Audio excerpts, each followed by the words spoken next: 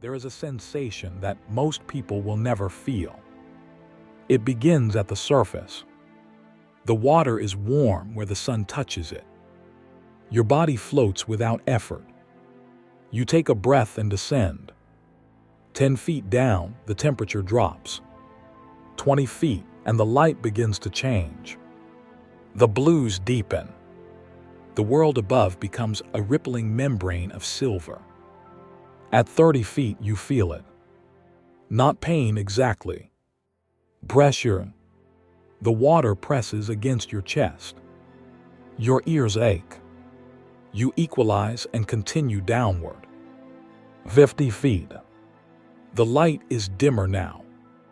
Colors fade.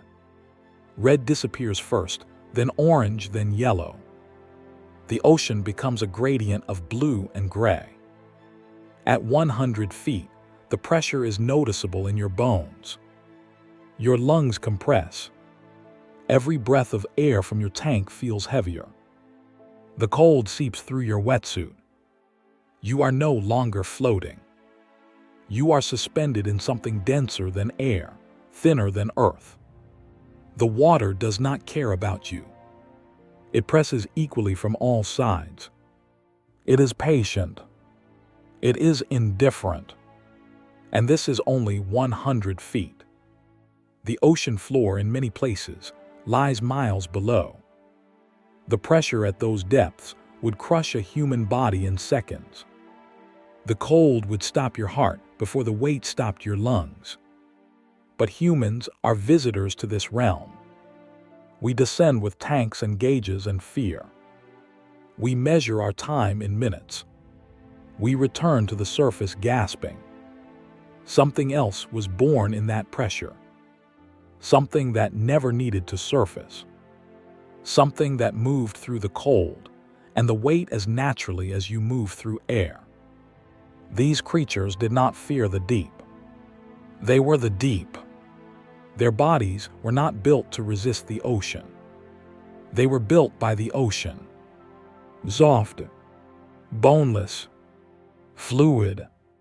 They had no skeleton to compress, no lungs to collapse, no rigid structure that the water could break.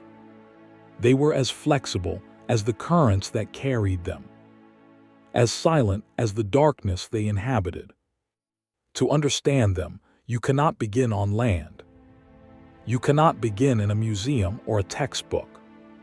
You must begin where they began. In the weight, in the cold, in the part of the ocean where light becomes a memory. This is not a story about monsters. It is a story about survival in a place where survival should be impossible.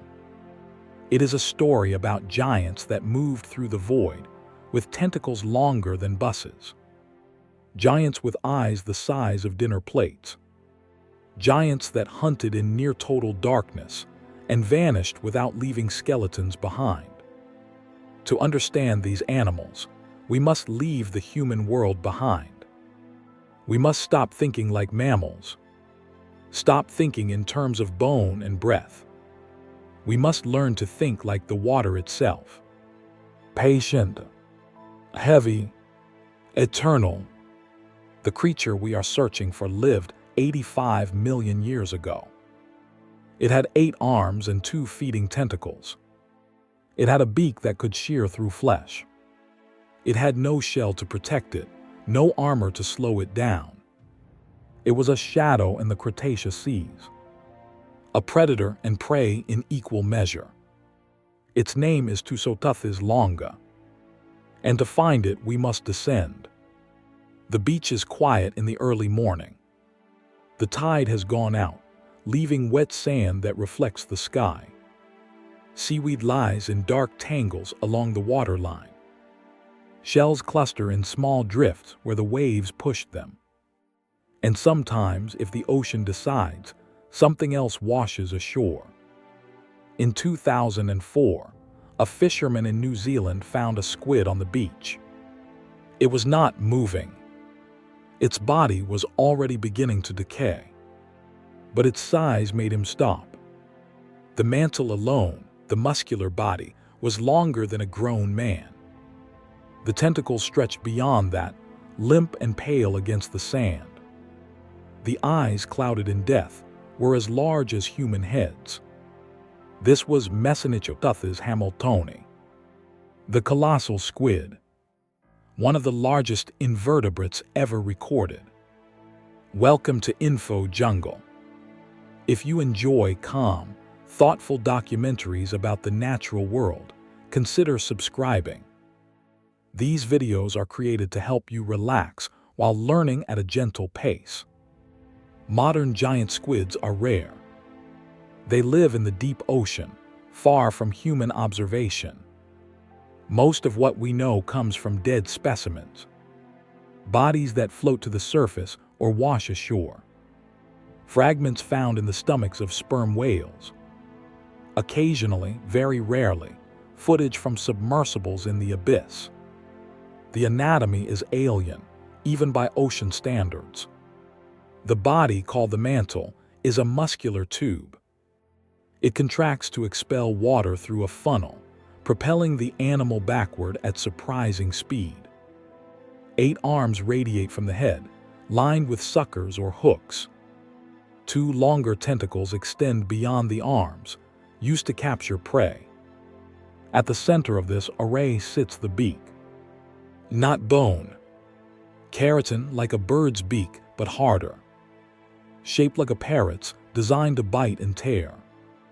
The eyes are the largest in the animal kingdom. In the giant squid, they can be 10 inches in diameter. They evolved to detect the faintest bioluminescence, to see shapes moving against the even fainter glow of sunlight filtering down from miles above. These animals change color. Chromatophores in their skin expand and contract, creating patterns of red, brown, and white. This is not decoration. It is language, camouflage, and warning all at once. But there is a problem with studying these creatures. They have no skeleton. When they die, their bodies decompose quickly. Soft tissue breaks down in days. Within weeks, there is almost nothing left. This makes them nearly invisible in the fossil record. Bones fossilize because they are already mineralized. Shells fossilize because they are made of calcium carbonate. But a squid's body is mostly water and protein. It collapses. It dissolves. It vanishes. And yet, we know they existed in the ancient oceans. We know because of what does not dissolve. The beak, made of keratin, sometimes survives. The gladius, an internal structure that supports the mantle, is more durable than flesh. In rare cases, ink sacs fossilize, preserving the chemical signature of melanin. And in even rarer cases, entire specimens are preserved in environments where decomposition is impossible. Oxygen-poor sediments, fine-grained mud that seals the body away from scavengers and bacteria. These are the lottery wins of paleontology, the places where soft-bodied animals become stone. One of those places was ancient Kansas. Not the Kansas of wheat fields and highways, but a Kansas covered by a shallow sea. A Kansas where the ocean stretched from the Rocky Mountains to the Appalachians. A Kansas where giant squids drifted through water, warmed by a climate far hotter than today. This was the Western Interior Seaway. And in its sediments, something remarkable was waiting. 85 million years ago, the world was not the world you know. The continents were different shapes, positioned in different places. North America was split down the middle by a shallow sea. South America and Africa were still separating, the Atlantic Ocean widening year by year. India was an island, drifting slowly toward Asia. Antarctica had forests. The poles had no ice. The global temperature was 8 to 10 degrees Celsius warmer than today. This heat changed everything. Sea levels were higher because the water itself expanded in the warmth. Coastlines moved inland, flooding low-lying areas. Shallow seas covered regions that are now deserts, plains, and farmland. These shallow seas were not like the open ocean. They were warmer, more productive. Sunlight penetrated deeper because the water was not as filled with sediment. Phytoplankton bloomed in vast clouds. Zooplankton fed on the phytoplankton. Small fish fed on the zooplankton. Larger fish fed on the small fish. And at the top of many food chains were the cephalopods. Not just squid. Ammonites with their coiled spiral shells filled ecological niches from the surface to the deep. Some were the size of coins. Others grew larger than truck tires. They drifted through the water column, adjusting their buoyancy by filling shell chambers with gas. Belemnites, the squid's closest relatives, had internal shells shaped like bullets. They were faster than ammonites, more streamlined. They hunted actively, using jet propulsion to chase down prey. And then there were the true squids. No external shell. No internal shell heavy enough to weigh them down. Just the gladius, a flexible rod of cartilage-like material that supported the mantle. This made them faster than belemnites, more maneuverable than ammonites, but also more vulnerable. Without a shell, they had no armor. A bite that would crack an ammonite's shell would tear through a squid's mantle. This vulnerability drove them into a specific ecological role. They became ambush hunters, creatures of the twilight zone, where light was scarce and speed mattered more than protection. One of the largest of these squids was Tussotuthis longa. Its fossils are found in the Niobrara Chalk of Kansas, a formation that represents the seafloor of the western interior seaway. The name Tussotuthis comes from the Tusa River in Russia, where similar fossils were first identified. Longa means long, and it was. Conservative estimates place the mantle at 10 feet in length. The arms and tentacles extended that length considerably. Some reconstructions suggest a total length of 30 to 40 feet. Longer than a killer whale. Heavier than a horse. This was not a creature that hid in crevices or buried itself in sand. It moved through open water, hunting in the dim light between the surface and the abyss. It was not the apex predator of its environment.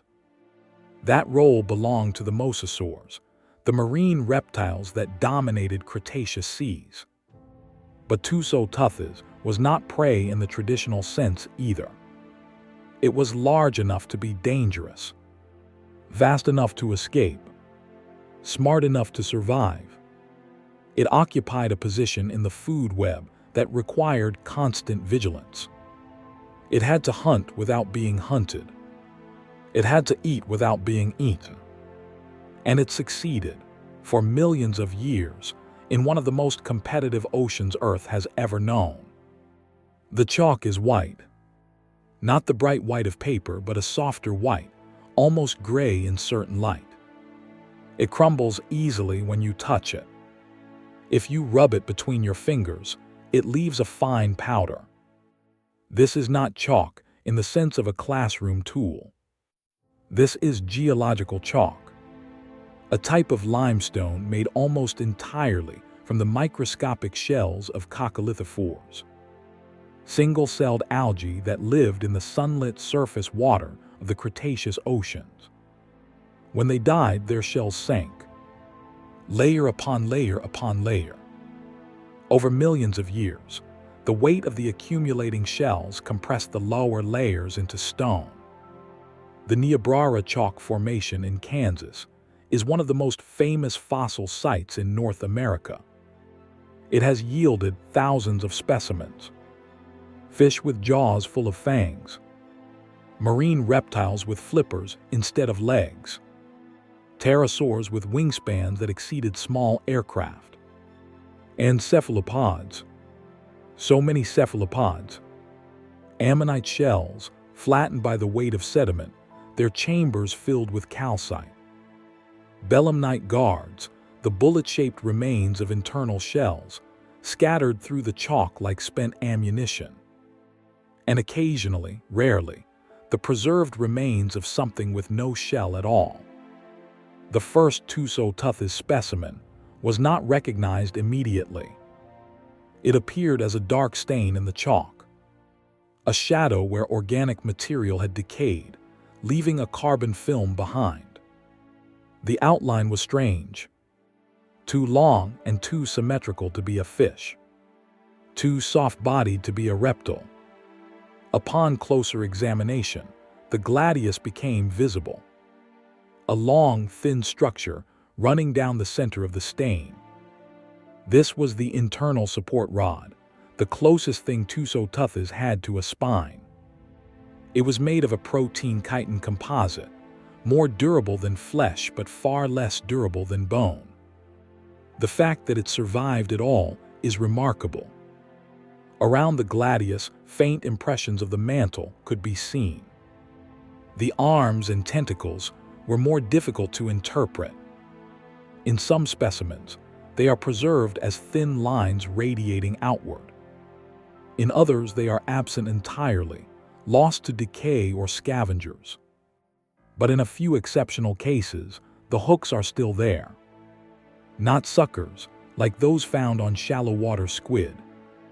Hooks, curved, sharp, made of the same keratin as the beak. These hooks line the tentacles, allowing Tussotuthis to grip slippery prey, to hold on even as the prey thrashed and twisted. Some of the gladius fossils show damage. Bite marks, deep gouges that match the tooth spacing of Tylosaurus, a large mosasaur common in the western interior seaway. This tells us two things. First, Tussotuthis was hunted. Despite its size, it was not safe. Second, it sometimes escaped. The bite marks are healed, meaning the squid survived the attack long enough for the tissue to repair. This was not a helpless animal. It fought back. It fled. It lived in a world where every day was a test of speed, awareness, and luck. The water was not empty. It was not peaceful. It was crowded with hunger. Above, the mosasaurs patrolled, their paddle-like limbs propelling them through the water with deceptive speed. Below, in the darker zones, other predators waited. Sharks with teeth like glass, smaller mosasaurs that hunted in packs, and other squid just as large, just as desperate. Tussotuthis lived in the space between. Not at the top, not at the bottom, in the middle, where survival required more than size. It required intelligence, the ability to learn from experience, to remember which areas were safe and which were not, to recognize the silhouette of a mosasaur backlit by the surface glow, to know when to flee and when to freeze, to understand that in the ocean, stillness is often the best defense. The fossil record gives us fragments, shadows in stone, but those shadows are enough to begin reconstruction, to imagine what it was like to be Tussotuthis, to drift in the warm, murky water of an inland sea, to feel the current shift as something large moved nearby, to see the faint shimmer of bioluminescent plankton disturbed by a predator's passage, to make the calculations that meant the difference between life and death. We know the shape of its body. We know the structure of its gladius. We know it was hunted, and we know it hunted. But to understand how it lived, we must go deeper.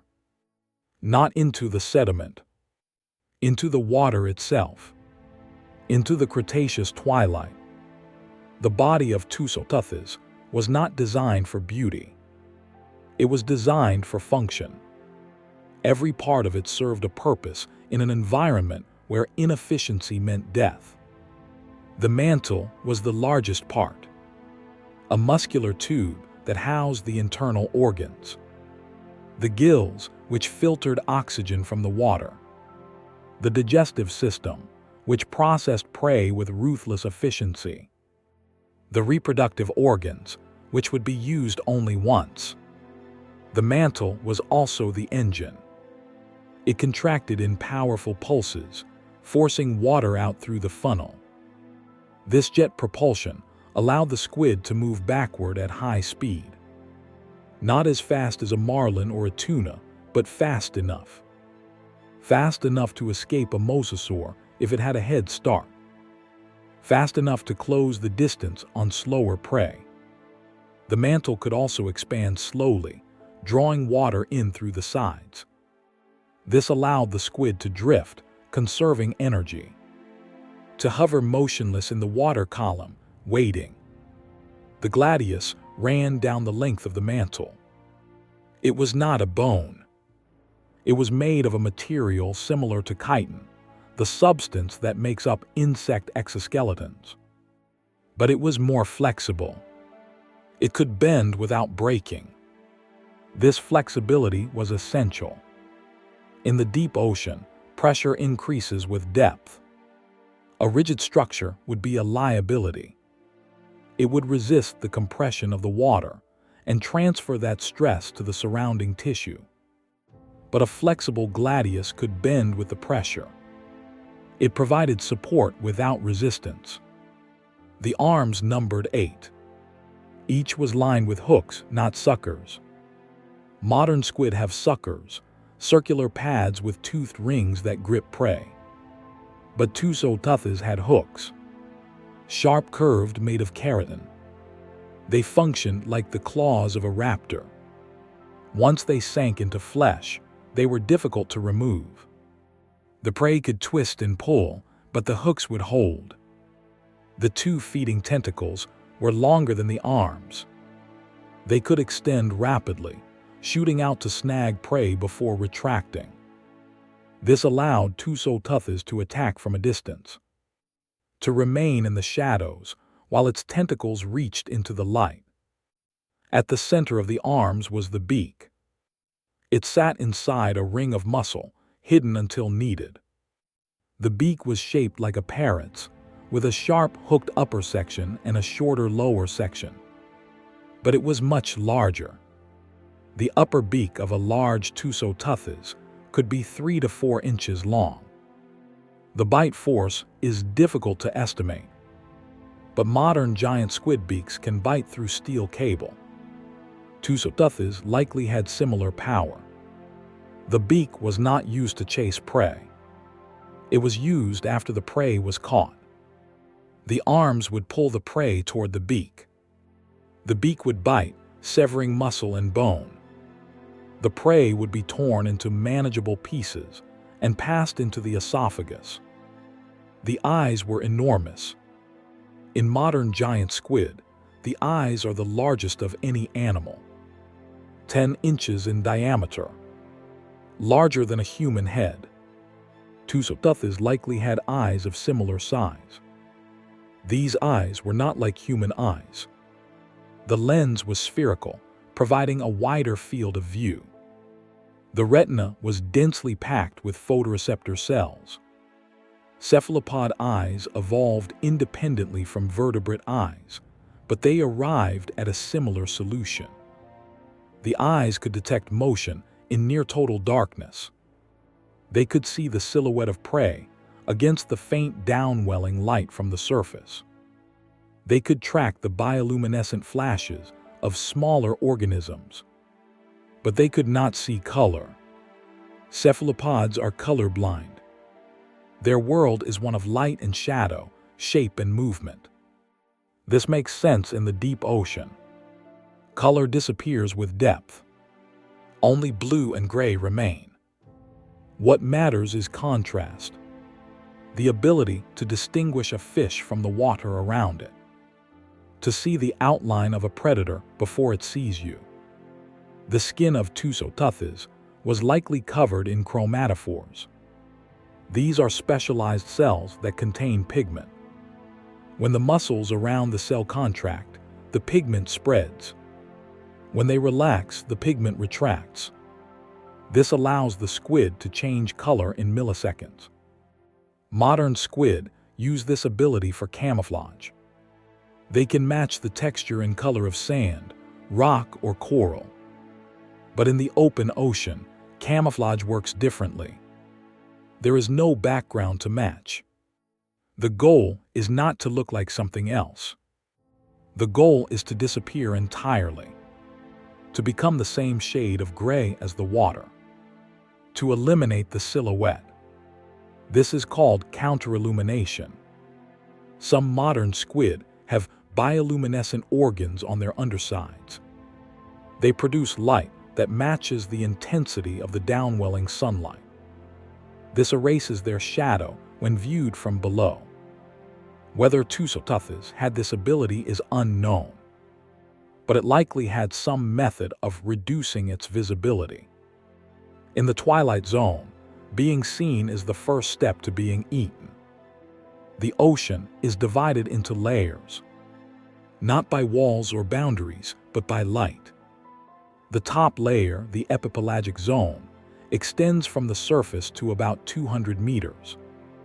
This is where sunlight penetrates with enough strength to support photosynthesis. This is where phytoplankton bloom, where small fish school in vast numbers, where most of the ocean's visible life exists.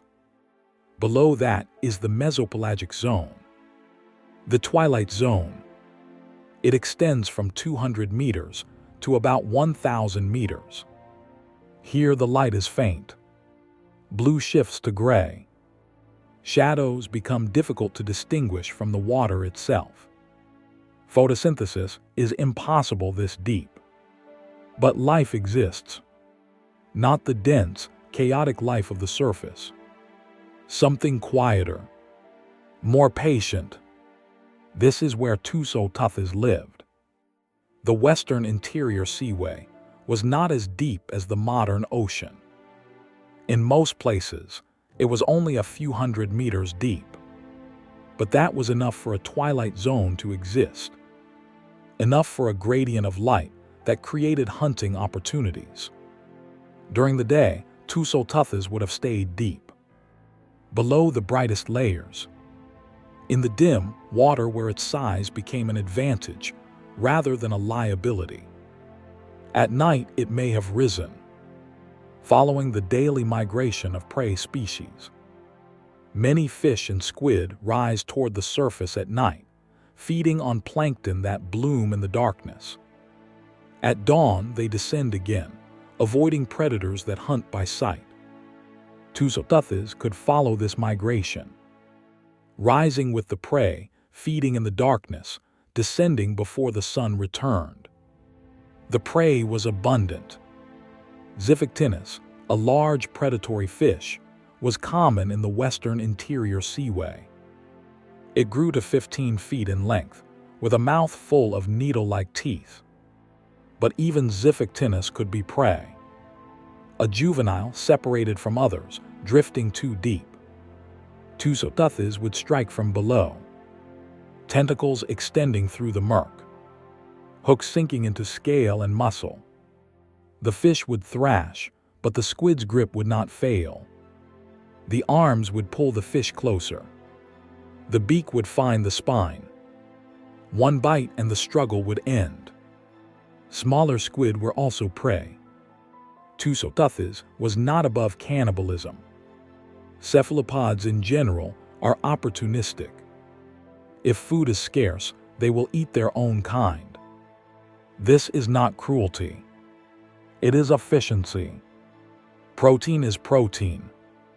Ammonites, despite their shells, were not safe. A large Tusoteuthis could crack the shell of a medium-sized ammonite. The beak would find the opening where the ammonite's body protruded. Once inside the shell, the soft tissue was easy to extract. The hunting strategy was simple. Ambush. Tusoteuthis would position itself below its prey. This is called attacking from the deep scattering layer. During the day, many marine animals stay just below the reach of strong sunlight. They form a layer of life that scatters sonar. Tusoteuthis would wait beneath this layer. Motionless. Its chromatophores adjusted to match the gray water. When something moved above, the squid would see it. A silhouette against the faint glow. The tentacles would strike. Faster than the prey could react. By the time the fish realized it was being attacked, it was already caught. The mesopelagic zone was also filled with bioluminescence. Not the bright, flashy bioluminescence of shallow reefs, but a subtler glow. Plankton that sparkled when disturbed. Fish with light organs along their sides. Jellyfish that pulsed with faint blue light. This bioluminescence served many purposes. Some animals used it to attract prey. Others used it to confuse predators. Some used it to communicate. But for Tusoteuthis, bioluminescence was a double-edged sword. It could reveal prey, but it could also reveal the squid itself. A burst of bioluminescent plankton, disturbed by the squid's movement, would create a glowing outline. This is why stillness was essential. Movement attracted attention. Attention attracted predators. And in the twilight zone, the predators were formidable. The water was also filled with organic particles. Marine snow, it is called. Dead plankton, fecal matter, fragments of larger organisms. All of it sinking slowly through the water column. This snow created a haze. It scattered what little light penetrated this deep. It made visibility even worse. For animals that hunted by sight, this was a challenge. But for Tusoteuthis, it was cover. The murk allowed it to hide in plain sight. To move without being seen. To strike without warning. The currents in the western interior seaway were gentle. Not the powerful currents of the open ocean, but enough to carry scents, to distribute nutrients, to move prey from one area to another. Tusoteuthis could taste the water. Cephalopods have chemoreceptors on their arms and tentacles.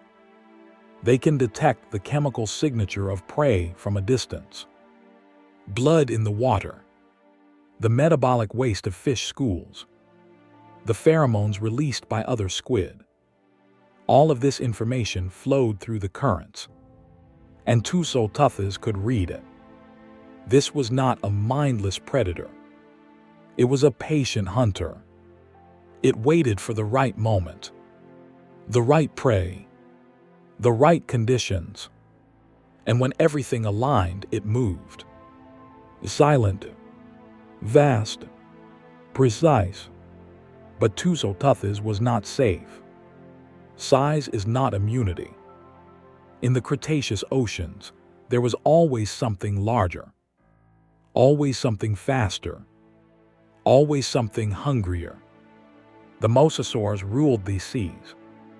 Tylosaurus was one of the largest, 30 feet long, 2 tons of muscle and bone, paddle-like limbs that propelled it through the water with surprising agility. A long snout filled with conical teeth designed to grip, not chew. Mosasaurs did not chew their food. They swallowed it whole or tore it into pieces small enough to swallow. Their jaws were double-hinged, like a snake's, allowing them to open wide enough to consume prey nearly as large as themselves. Tylosaurus hunted actively. It patrolled the shallower waters during the day. At night, it may have followed prey into deeper zones. It could see well. Its eyes were large, adapted for hunting in dim light. It could sense vibrations in the water. The lateral line system, A series of sensory organs along its sides detected movement from considerable distances. And it was fast. Not as fast as a modern dolphin, but faster than most prey in the western interior seaway. For Tusotuthes, encountering a Tylosaurus was a matter of when, not if. The squid's best defense was avoidance. If it detected the mosasaur early enough, it could flee. The jet propulsion system allowed for rapid escape. The squid would contract its mantle violently, expelling water and shooting backward. It could change direction by angling the funnel. It could release ink. Cephalopod ink is not just a visual screen. It contains chemicals that irritate the predator's senses, that confuse its ability to track. In some species, the ink even forms a decoy shape, a dark cloud roughly the size of the squid itself. The predator attacks the cloud, while the squid escapes in the opposite direction. We know Tusotuthes produced ink because fossilized ink sacs have been found in related species. Whether it used the ink in the same way as modern squid is speculation. But it is reasonable speculation. The fossil evidence tells us that Tusotuthes did not always escape.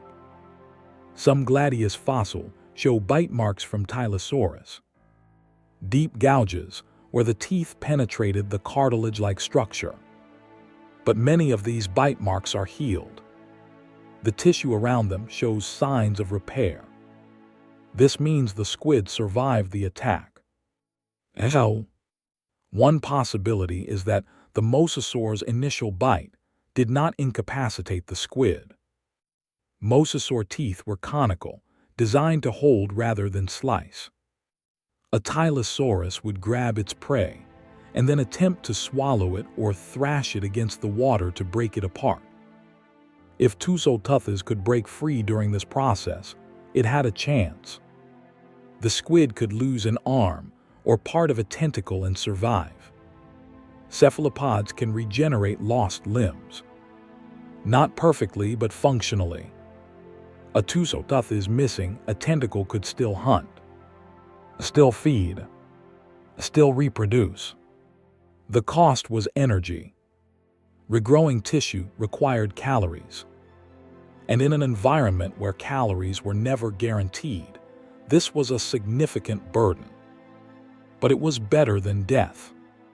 Another predator was Platecarpus, a smaller mosasaur. Only 15 feet long, but faster and more numerous. Platecarpus hunted in groups on occasion. Pack hunting is rare among reptiles, but the fossil evidence suggests it occurred. Multiple Platecarpus specimens have been found together, sometimes with prey remains nearby. For a lone Tusotuthes, encountering a group of Platecarpus would be more dangerous than encountering a single Tylosaurus. The smaller mosasaurs could attack from multiple angles, coordinate their movements. One could distract while another struck. The squid's response would be the same.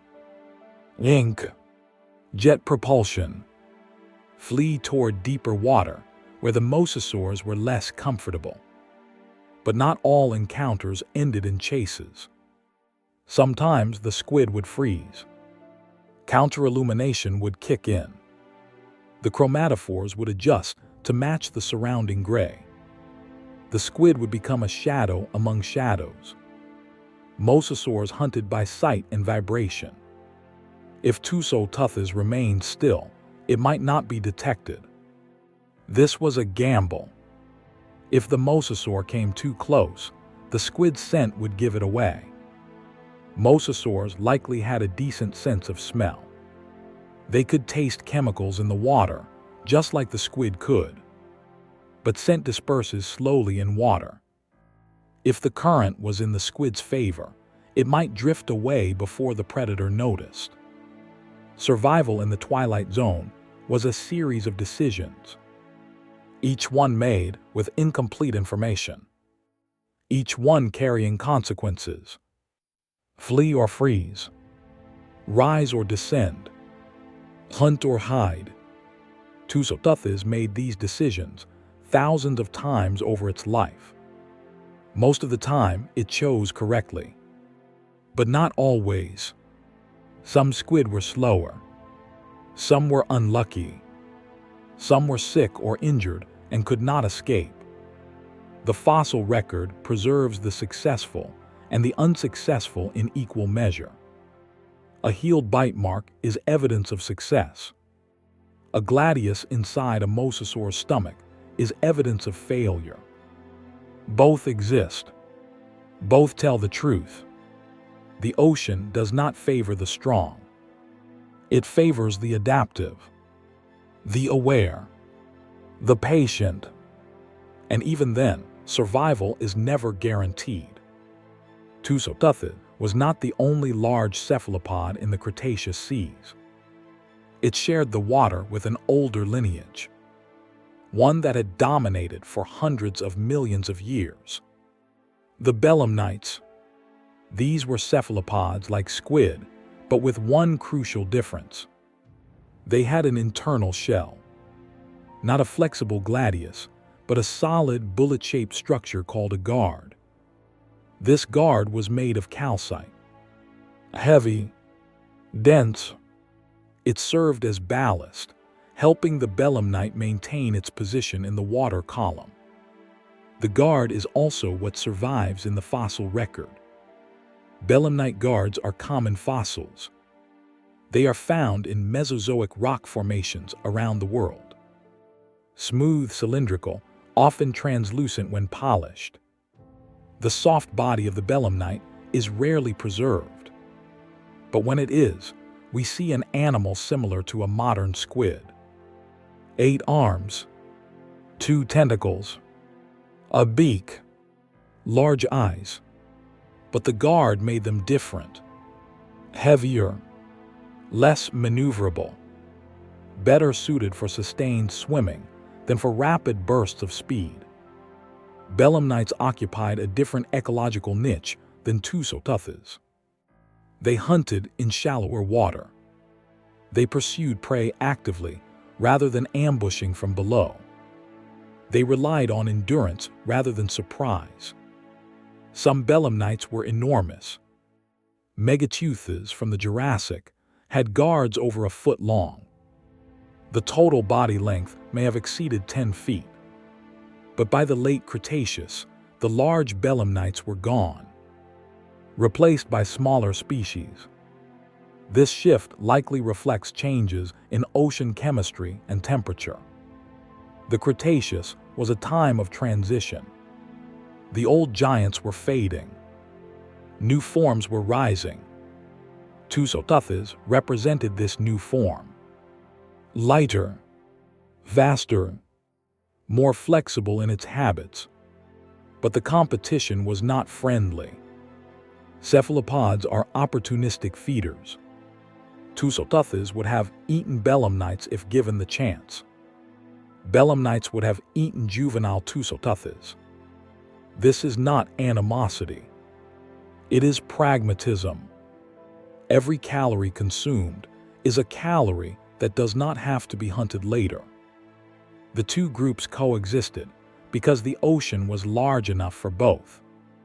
Because their hunting strategies were different enough to reduce direct competition. But this coexistence was fragile. When the asteroid struck at the end of the Cretaceous, 66 million years ago, the ocean ecosystem collapsed. The impact sent debris into the atmosphere.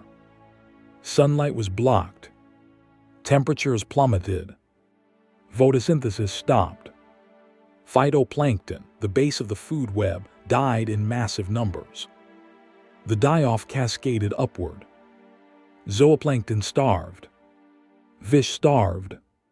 Predators starved. The ammonites, which had survived for 300 million years, went extinct. The belemnites, already in decline, vanished entirely. The mosasaurs, the plesiosaurs, the giant marine reptiles, all gone.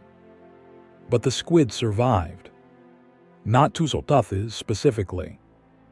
It disappears from the fossil record in the Paleocene, a few million years after the extinction event. But smaller squid species made it through. They were more adaptable. They needed fewer calories. They could survive on less abundant prey. This is the pattern of mass extinctions. The giants die. The flexible survive. The ocean of the Paleocene was quieter, emptier. The apex predators were gone. The vast schools of fish were gone. What remained were the scavengers, the opportunists, the small and the patient. Over millions of years, the ocean refilled. New predators evolved. New prey species diversified. And the cephalopods, having survived the worst extinction event in 66 million years, continued to adapt. But they remembered in a way.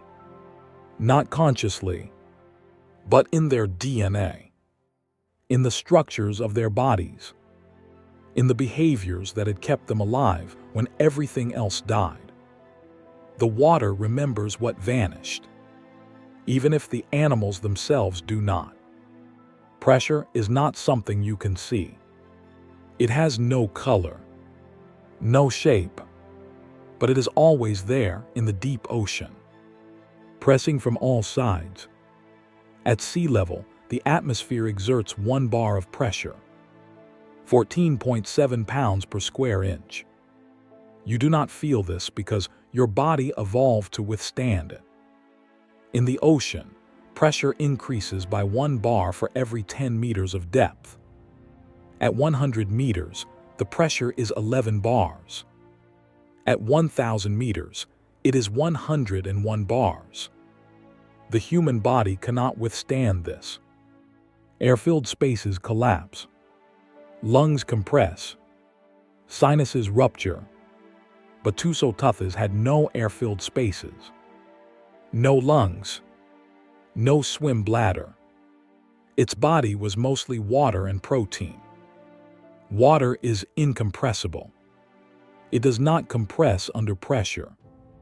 This means the squid's body did not compress either. The pressure inside its tissues matched the pressure outside. Equilibrium. But this does not mean pressure had no effect. It affected the squid's metabolism. The cold water of the deep ocean slows chemical reactions. Enzymes function less efficiently. Muscles contract more slowly. This is why deep-sea animals move slowly compared to surface animals. Not because they are lazy, because their biology does not allow for speed. Tusoteuthis lived in warmer water than modern deep-sea squid. The Cretaceous oceans were heated by a hotter climate. Even at depth, the temperature was higher than it is today. This allowed Tusoteuthis to maintain a higher metabolic rate, to move faster, to hunt more actively, but it still faced the constraints of pressure. The gladius had to be flexible. A rigid structure would transfer stress to the surrounding tissue. The tissue would tear. The squid would die. But a flexible gladius could bend with the pressure. It could support the mantle without resisting the water. This is why cephalopods are so successful in the deep ocean. They are not fighting the environment. They are shaped by it. Another adaptation is the use of ammonia. Many deep-sea cephalopods have ammonia in their tissues. Ammonia is lighter than water. It provides buoyancy without the need for air-filled structures. The downside is that ammonia is toxic. High concentrations would damage the squid's organs. So the body sequesters it in specific tissues, away from the brain, away from the reproductive organs. It is a trade-off. Buoyancy in exchange for toxicity. But in the deep ocean, trade-offs are necessary. No adaptation is perfect. Every advantage comes with a cost. The squid's circulatory system was also adapted for pressure. Cephalopods have 3 hearts. 2 branchial hearts pump blood through the gills. 1 systemic heart pumps blood through the rest of the body. This allows for higher blood pressure than in fish. Higher blood pressure means oxygen can be delivered more efficiently. This is essential in an environment where oxygen is scarce. The deep ocean has less dissolved oxygen than surface water. Photosynthesis does not occur without light. The only oxygen comes from surface water mixing downward. And that process is slow. So every breath of water that passes through the gills must be used efficiently. The gills extract as much oxygen as possible. The hearts pump that oxygen to the muscles. The muscles use it to contract, to move, to hunt. Nothing is wasted. The nervous system of Tusoteuthis was complex. Cephalopods have large brains relative to their body size. Larger than most fish. Comparable to some vertebrates. This brain power is necessary for processing visual information, for coordinating the movement of 8 arms and 2 tentacles, for making split-second decisions during a hunt. The brain is also metabolically expensive. It requires a constant supply of oxygen and glucose. In an environment where food is scarce, this is a significant investment. But the return on that investment is survival. A smarter predator catches more prey. A smarter prey avoids more predators. Intelligence in the deep ocean is not a luxury. It is a necessity. Tusoteuthis could learn. It could remember. It could adapt its hunting strategies based on experience. This is not speculation. Modern cephalopods demonstrate these abilities. Octopuses can solve puzzles. Squid can coordinate group hunting behaviors. There is no reason to think Tusoteuthis was less capable. The deep ocean is not a simple environment. It is a 3-dimensional maze of currents, temperature gradients, and shifting light. Navigating it requires awareness, memory, the ability to predict. And Tusoteuthis had all of these. Vision in the deep ocean is not like vision on land. Light behaves differently in water. It scatters. It refracts. Colors disappear with depth. Red is the first to go, absorbed by the water within a few meters. Orange follows. Then yellow. By 100 meters, only blue and green remain. By 200 meters, even blue is faint. The twilight zone is named for its light, or rather its lack of light. Not complete darkness, but close. Enough light to cast shadows, but not enough to see clearly. This is where Tusoteuthis hunted. And to hunt here, it needed extraordinary eyes. The eyes of cephalopods are among the most sophisticated in the animal kingdom. They evolved independently from vertebrate eyes. This is called convergent evolution. 2 separate lineages arriving at the same solution to the same problem. How to see. The cephalopod eye has a cornea, a lens, a retina. Just like a human eye. But the structure is different. The lens is spherical, not flattened. This provides a wider field of view. The retina is inverted compared to vertebrate retinas. The photoreceptor cells face forward toward the light. This eliminates the blind spot that exists in human eyes. The optic nerve connects from behind the retina, not through it. The result is an eye that is, in some ways, more efficient than a human eye. But it is optimized for different conditions. In Tusoteuthis, the eyes were enormous. Modern giant squid have eyes that are 10 inches in diameter, the largest eyes of any animal, past or present. Tussotuthis likely had eyes of similar size, perhaps larger. The size of the eye determines how much light it can collect.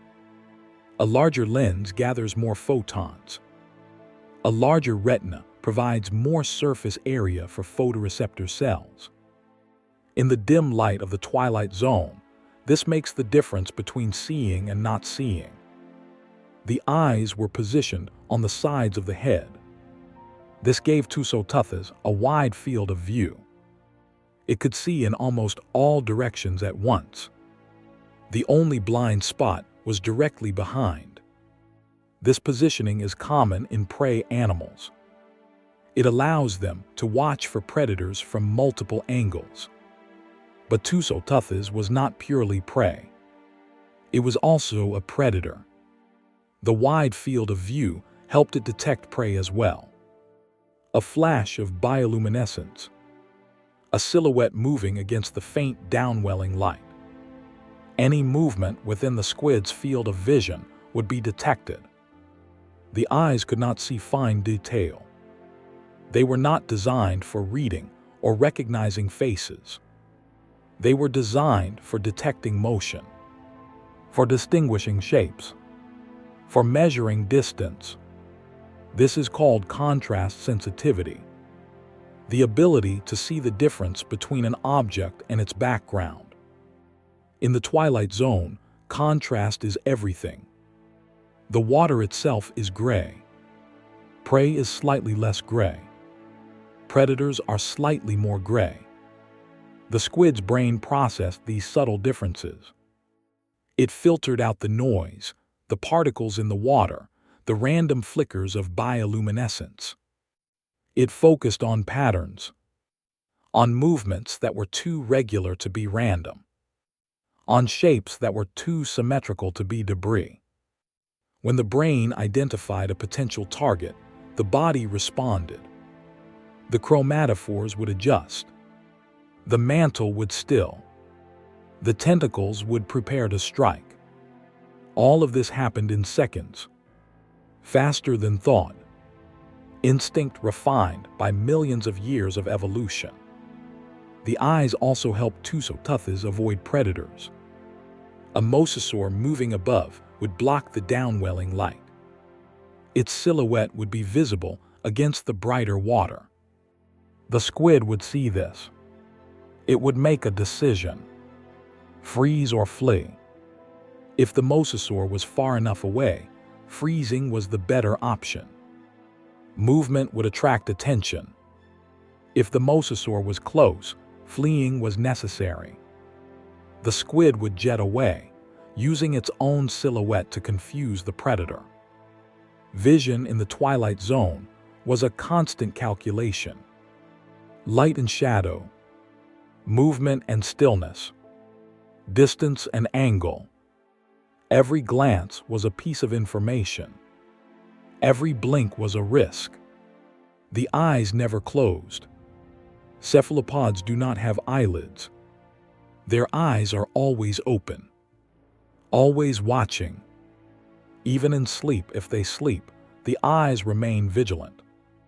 This is the price of survival in the deep. Constant awareness, constant vigilance, no rest, only the briefest moments of stillness between hunts. And even then the eyes watched, always watched. Tussotuthis lived for only a few years. 3, perhaps 5. No more than that. This is typical for cephalopods. They grow quickly. They mature quickly. And they die quickly. The entire life cycle is compressed into a brief window. A sprint, not a marathon. This strategy is called cephaloparity. Reproduce once, then die. It is the opposite of itraparity, where an animal reproduces multiple times over its life. Cephaloparous animals invest everything in a single reproductive event. They do not save energy for the future. There is no future, only this one chance to pass on their genes. For Tusotuthes, reproduction likely began with migration. Modern squid often migrate to specific breeding grounds. Shallow water, warmer water, places where eggs can develop safely. Tusotuthes may have done the same, moving from the deeper twilight zones to shallower continental shelf areas. This migration would be dangerous.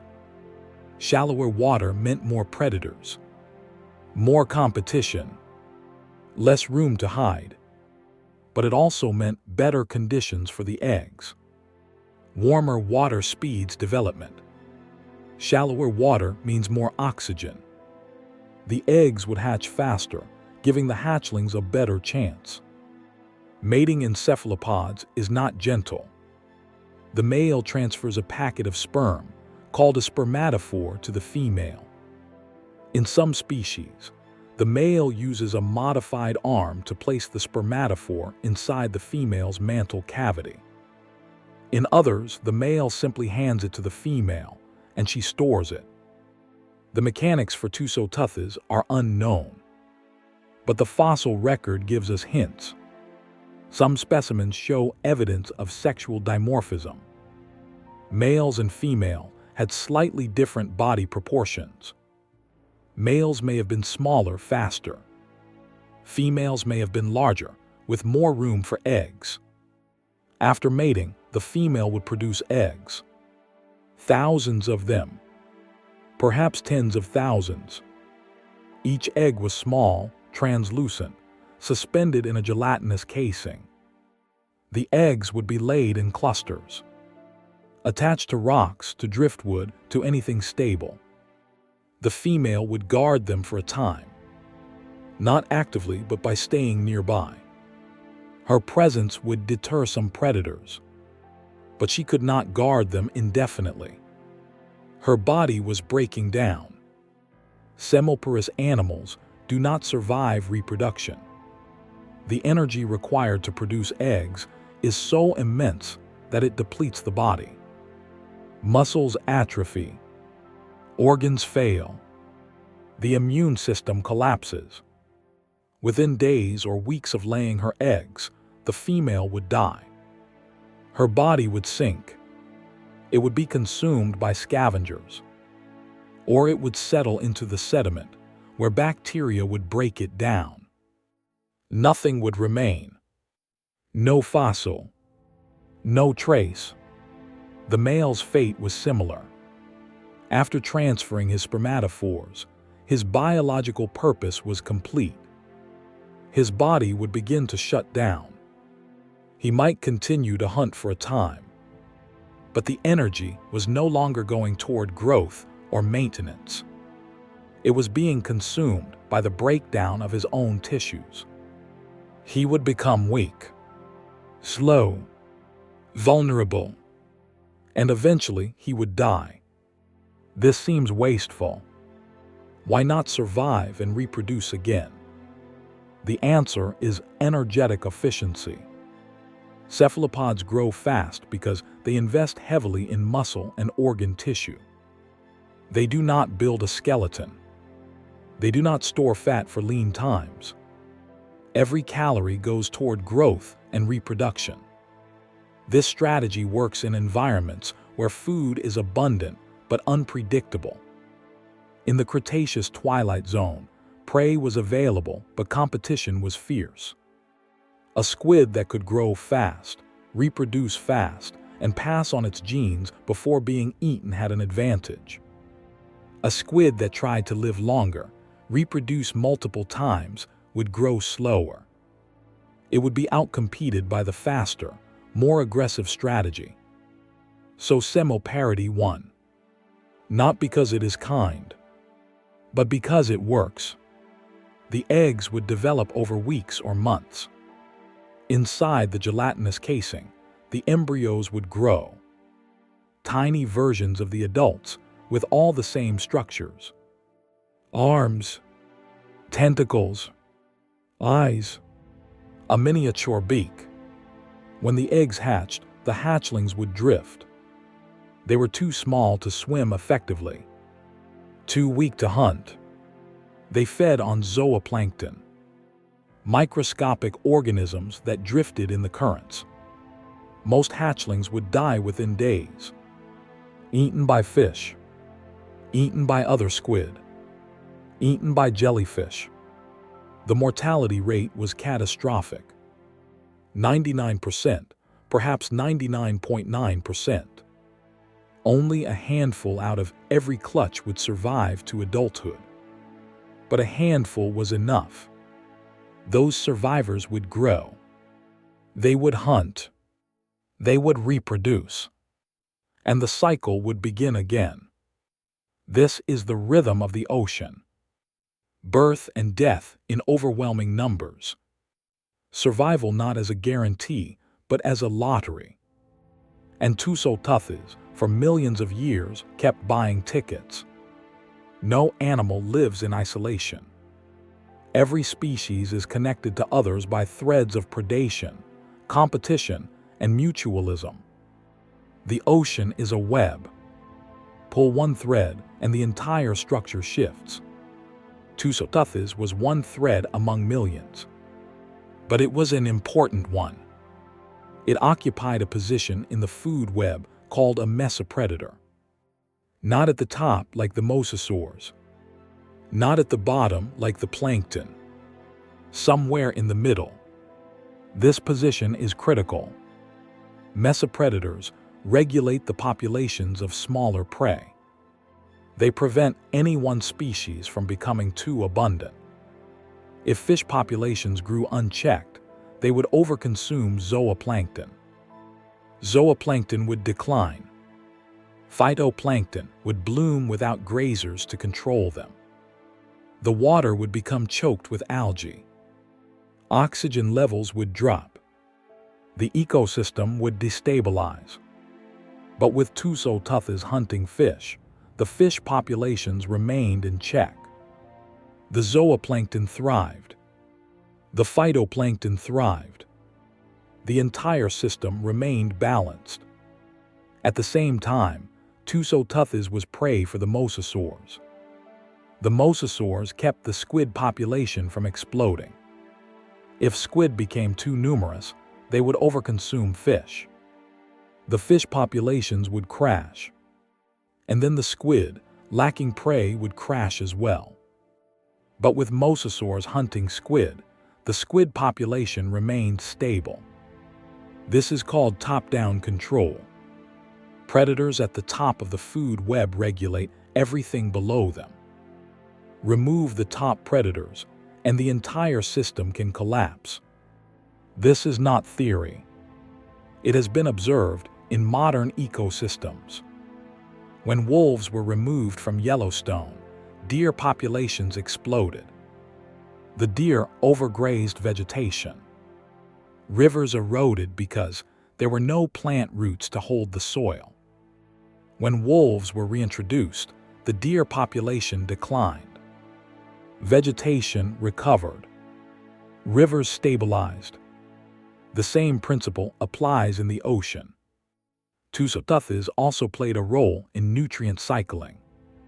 When it fed, not all of the prey was digested. Some was excreted as waste. This waste, rich in nitrogen and phosphorus, would sink through the water column. It would fertilize phytoplankton blooms at lower depths. Those blooms would feed zooplankton. The zooplankton would rise during their nightly migration. And the cycle would continue. This is called the biological pump. Nutrients from the surface are carried to the deep by sinking organic matter. Then they are brought back to the surface by upwelling currents and migrating animals. Without this pump, the surface ocean would be depleted of nutrients. Productivity would plummet. Tusotuthes was not the only contributor to this pump. Every animal in the ocean played a role. But large animals like Tusotuthes had an outsized impact. They consumed large amounts of prey. They produced large amounts of waste. Their bodies, when they died, represented a significant input of nutrients. This brings us to the concept of a carcass fall. When a large animal dies, its body sinks. If it sinks to the deep ocean floor, it becomes a feast. Scavengers converge. Hagfish burrow into the flesh. Crabs tear at the skin. Bacteria break down the soft tissue. Over weeks or months, the carcass is consumed, and the nutrients it contained are released into the surrounding water and sediment. This supports entire communities of organisms that live on the deep seafloor. Worms, clams, bacteria that specialize in chemosynthesis. They cannot photosynthesize. They do not need sunlight. They live on the chemical energy released by decomposition. In the Cretaceous, carcass falls would have been common. Large marine reptiles died and sank. Large fish died and sank. And large squid died and sank. Tussotuthis, after spawning, would have sunk to the bottom of the western interior seaway. Its body would have been softer than a mosasaur's, easier to consume, but still valuable, still a source of food for the scavengers below. This is the final contribution of Tussotuthis to the ecosystem. Not through hunting, not through reproduction, but through death, by becoming food for others, by returning nutrients to the system. This is the reality of the ocean. Everything is temporary. Every animal is eventually recycled. The atoms that made up Tussotuthis did not disappear when it died. They were redistributed. Some became part of other animals. Some settled into the sediment. Some were buried and over millions of years turned to stone. This is why fossils exist. Not because the animal was preserved, but because the atoms were rearranged. Carbon replaced by calcium.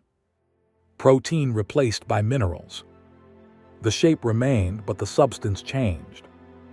Tussotuthis lived in an ecosystem that was interconnected in ways it could never understand.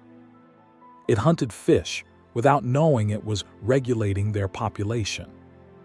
It excreted waste without knowing it was fertilizing plankton. It died without knowing its body would feed dozens of other organisms. But these things happened. And because they happened, the ecosystem functioned. The ocean was not chaos. It was order hidden beneath complexity. Every thread connected. Every role filled. And when the asteroid struck, when the threads were cut, the entire web unraveled. The asteroid struck on a day like any other. The sun rose over the Cretaceous oceans. Plankton bloomed. Fish schooled. Tussotuthis hunted in the twilight zones, unaware that the world was about to end. The asteroid was 6 miles wide. It struck the Yucatan Peninsula at 45,000 miles per hour. The impact released energy equivalent to 10 billion Hiroshima bombs. The explosion vaporized rock. It created a crater 100 miles across. It sent shockwaves through the Earth's crust. Within seconds, everything within 600 miles of the impact was incinerated. Within minutes, the shockwave circled the globe. Earthquakes triggered volcanic eruptions. Tsunamis hundreds of feet tall radiated outward. They crossed the western interior seaway in hours. The water was pushed inland, then sucked back out. Everything in the shallows was destroyed. Reefs were shattered. Coastlines were scoured. The tsunamis reached the open ocean and kept going. But the tsunamis were not the worst part. The worst part was the dust. The impact ejected trillions of tons of rock and dust into the atmosphere. It formed a cloud that spread across the planet. Sunlight was blocked. Temperatures dropped. Photosynthesis stopped. The phytoplankton, the base of the ocean food web, began to die. Without phytoplankton, the zooplankton starved. Without zooplankton, the fish starved. Without fish, the predators starved. This is called a bottom-up extinction. The collapse begins at the foundation and works its way up. Tussotuthis did not die immediately. It could survive for weeks without food. Its metabolism was slow enough to endure lean times. But weeks turned into months. The dust cloud did not clear. The ocean remained cold, dark, lifeless. Prey became scarce. Tussotuthis hunted but found nothing. It drifted through the murk, conserving energy. Its body began to cannibalize its own tissues. Muscle was broken down for fuel. Organs shrank. The chromatophores stopped functioning. The squid became pale, translucent. It could no longer hunt effectively. Even if prey appeared, it lacked the strength to catch it. And then it died. Not all at once. Not everywhere at the same time. But across the western interior seaway, the population collapsed. Some Tussotuthis survived longer than others. Those in deeper water, where the temperature was more stable, had a slight advantage. Those near upwelling zones, where nutrients still reached the surface, found scraps of food. But these were exceptions. The vast majority died within the first year after the impact. And over the next million years, the species disappeared entirely from the fossil record. But not all squid went extinct. Smaller species survived. Species that required fewer calories. That could subsist on smaller prey. That reproduced faster, giving them more chances to adapt. These survivors repopulated the oceans. They diversified into new niches. They evolved into new forms. But they never grew as large as Tussotuthis again. Not for millions of years. The Paleocene ocean was quieter. The apex predators were gone. The mosasaurs, the plesiosaurs, the giant marine reptiles, all extinct. The ammonites, which had survived 3 previous mass extinctions, were gone. The belemnites were gone. What remained were fish, smaller squid, sharks, and marine mammals that were just beginning to evolve. The ocean was emptier, less competitive, and in that emptiness, the survivors spread. They filled the vacant niches slowly, over millions of years. They grew larger but cautiously. Size is expensive. It requires abundant food. And food was no longer abundant. The Paleocene was a time of recovery. Ecosystems rebuilding from ruins. Species evolving to fit new roles. Tussotuthis was part of that ruin. A casualty of a disaster it could not have comprehended. It had survived for millions of years in one of the most competitive oceans Earth has ever known. It had evaded predators, caught prey, reproduced successfully. But it could not survive the asteroid. No animal its size could. The ocean does not care about success. It does not reward survival. It simply moves forward. And what cannot adapt is left behind. 15 million years ago, the ocean changed again. Not through catastrophe, but through gradual shifts in climate and chemistry. The Miocene epoch was a time of cooling. The polar ice caps began to expand. Ocean currents shifted. Nutrient-rich water from the deep was pushed to the surface.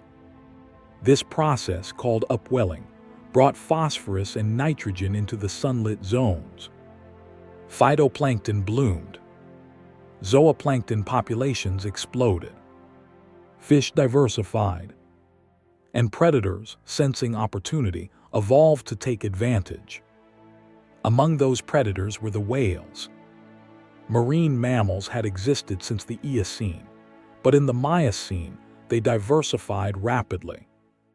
Baleen whale evolved to filter feed on massive swarms of krill. Toothed whales evolved to hunt fish and squid. One group of toothed whales specialized in hunting squid. The sperm whales. They were the first animals to hunt squid in the deep ocean using echolocation. Sound, not light, became the primary hunting tool. Sperm whales could dive to depths where no light penetrated. They would descend thousands of feet, holding their breath for over an hour. In the darkness, they would emit clicks. The clicks would bounce off objects and return as echoes. The whale's brain would process these echoes, constructing a three-dimensional map of its surroundings. Prey, including squid, could not hide. Even counter-illumination was useless. Sound revealed everything. This changed the game for squid. They had to grow larger to avoid being easy prey. They had to develop sharper beaks to defend themselves. They had to become faster, smarter, more evasive. This is called an evolutionary arms race. Predator and prey pushing each other to evolve. The squid that emerged from this arms race were the ancestors of modern giant squid. Architeuthis. Larger than most Miocene squid, but smaller than Tussotuthis. Faster, with more refined chromatophore control. Better adapted to life in a world where sound-based predators dominated. But Architeuthis faced a challenge Tussotuthis never had to deal with. Whales were persistent. They did not give up after a failed hunt. They would follow a squid for miles, waiting for it to tire. And squid do tire. Jet propulsion is energetically expensive. A squid can sprint for only so long before its muscles flood with lactic acid. Whales, meanwhile, can swim for hours without tiring. Their muscles are designed for endurance. This forced squid to adopt new strategies. Some descended deeper, below the typical hunting depth of sperm whales. Others stayed in shallower water, where whales were less common. Some evolved bioluminescent decoys, ejecting glowing clouds to confuse echolocation. The Miocene Ocean was more dangerous for giant squid than the Cretaceous had been. But it was also more productive. More prey meant more food. More food meant faster growth. And despite the challenges, the squid thrived. They did not reach the size of Tussotuthis. Sperm whale predation pressure kept their size in check. An 80-foot squid would be too tempting a target. Too slow to escape. Too large to hide. But a 40-foot squid could survive. It was large enough to deter smaller predators. Small enough to evade whales. This is the size modern giant squid reached. A compromise. An equilibrium between being too small and too large. The Miocene Ocean was a different world than the Cretaceous Ocean. The predators were different. The prey was different. The climate was different. But the squid adapted. They always adapt. This is their strength. Not size. Not speed. Adaptability. The ability to survive in changing conditions. To find new strategies when old ones fail. To persist, generation after generation, in an ocean that never stops changing. Fossils are not common for animals like Tussotuthis. Soft-bodied organisms decay quickly. Bacteria consume the flesh. Scavengers tear at the remains. Within days, there is nothing left but bones. But Tusoteuthis had no bones. Only the gladius, a cartilage-like structure that was more durable than flesh, but less durable than bone. In most environments, it would decay. But in rare circumstances, it could be preserved. The Western Interior Seaway provided those circumstances. The seafloor was covered in fine-grained chalk. Oxygen levels in the sediment were low. This slowed bacterial activity. Scavengers were less common in anoxic environments.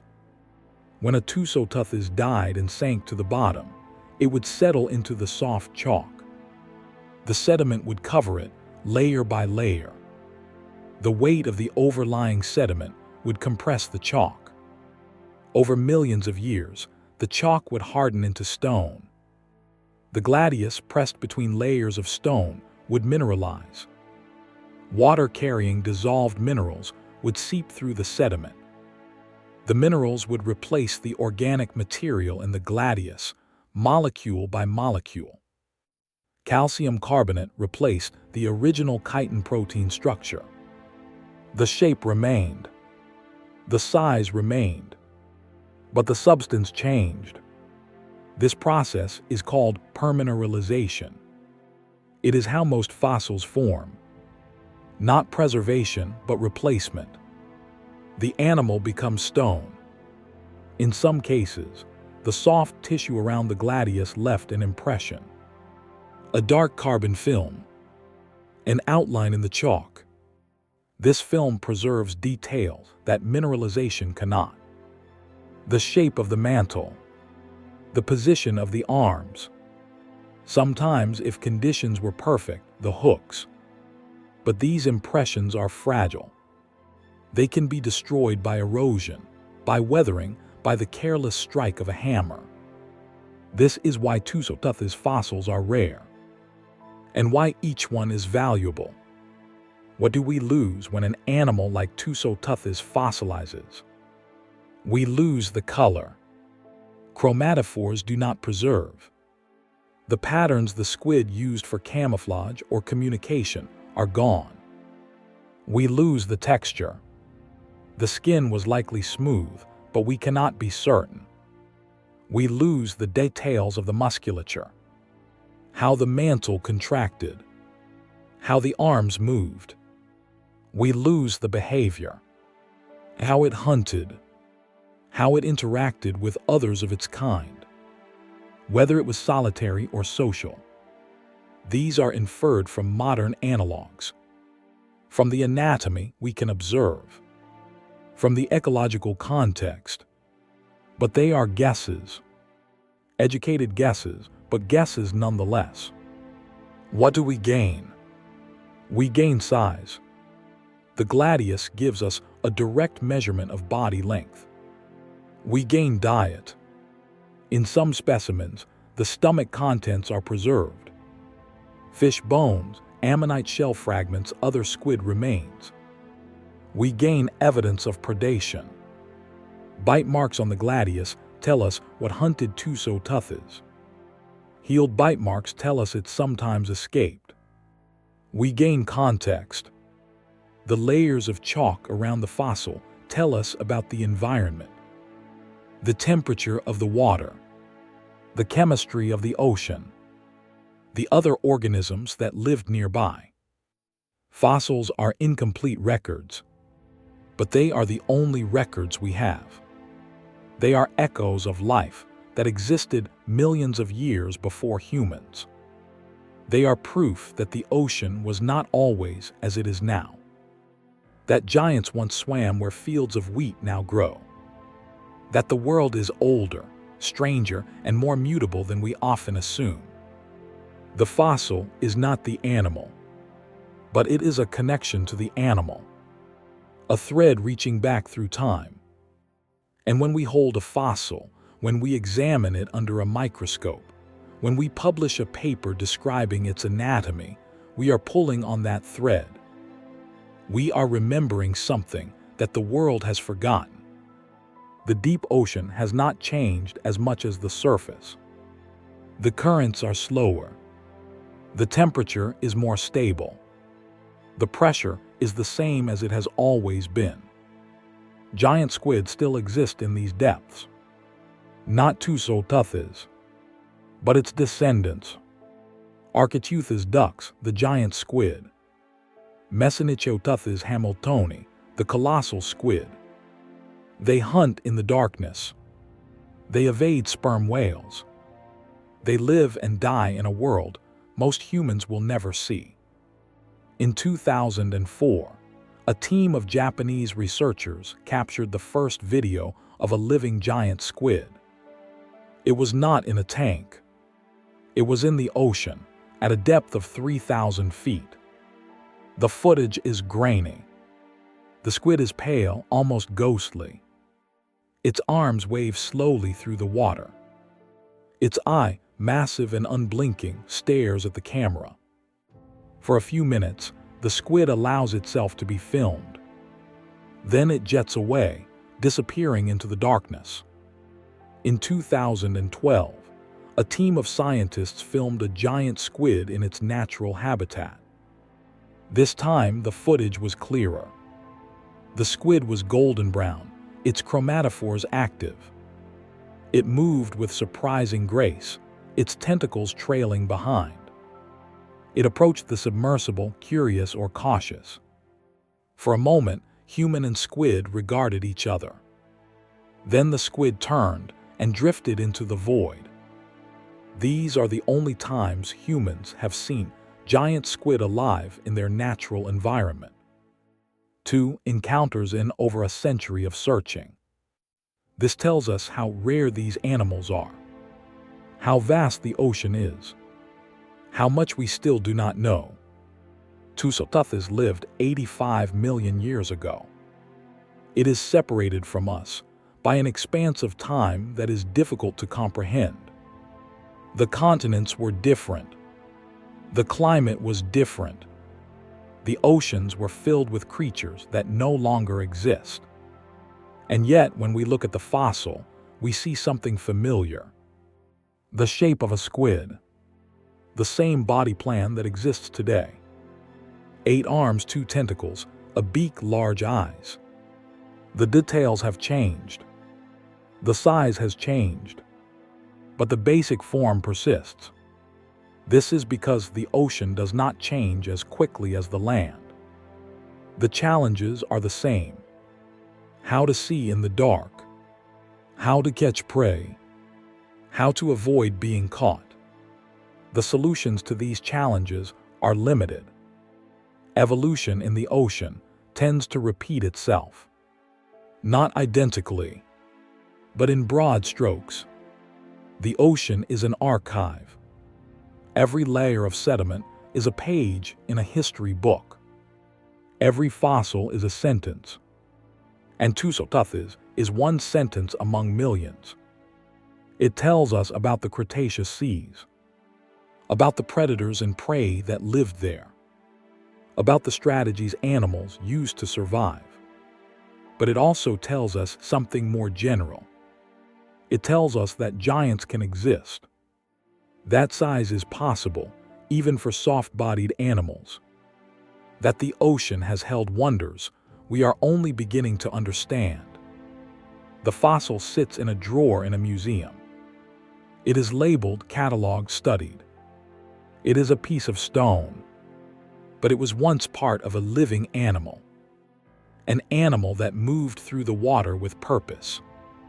That hunted, reproduced, died.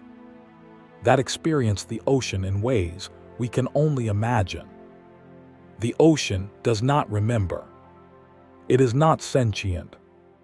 It does not mourn the giants that have vanished. But the stone remembers. And as long as the fossils exist, as long as we study them, Tusoteuthis is not entirely gone. It is preserved, not in flesh, but in memory, in the collective understanding of what once lived. And in that sense, it endures. The ocean floor holds the memory of every giant that ever fell. But Tusoteuthis was not the only titan to vanish. In the next entry, we will explore the colossal sharks of the Cenozoic, predators whose teeth alone weighed more than a human skull, a lineage separated from the surface by appetite alone.